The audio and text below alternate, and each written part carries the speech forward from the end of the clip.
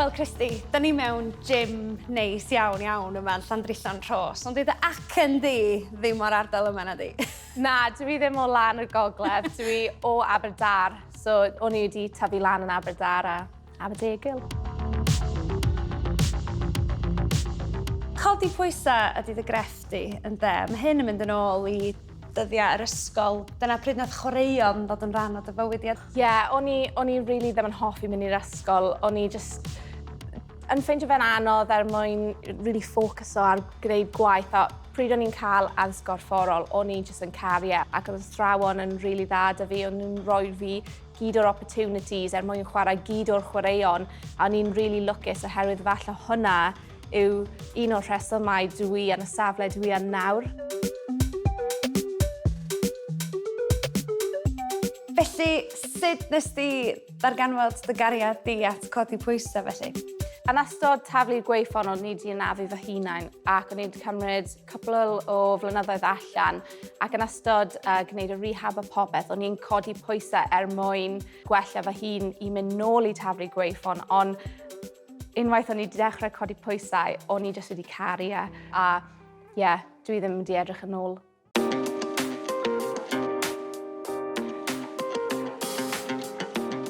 Ond mae rhaid bod chdi yn berson cry yn feddyliol i wneud hyn i gyd, Christie?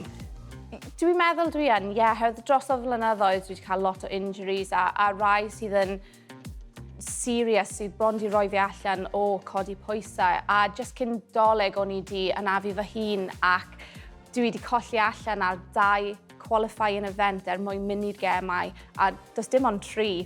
So, yn mis Ionar oedd y British Championships a oedd na dim ond 2 wythnos i fi ymarfer mwyn codi beth dwi eisiau mwyn mynd i'r gemau. O'n i'n just wedi meddwl, no, come on girl, you can do this. No matter how many times you get knocked down, you can get back up. A na beth o'n i wedi gwneud. A dwi wedi, a dwi'n really lwcus ar y dydd o'n i wedi codi beth o'n i eisiau.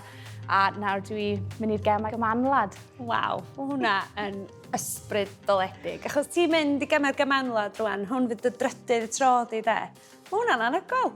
Oedd y main goal yw just galw fy hunain yn 3-time Commonwealth Games athlete. Like, mae hwnna just yn super amazing. Tro yma, dwi just yn adeiladu lan a gobeithio fyddai'n gallu rhoi perfformiad mewn mwyn cael y safle uchaf dwi'n gallu a gwneud pawb yn prawd ohono fi. Wel, da ni gyd yn prawd ohono chdi'n barod, Christie, ond go for it! Yes! You go, girl!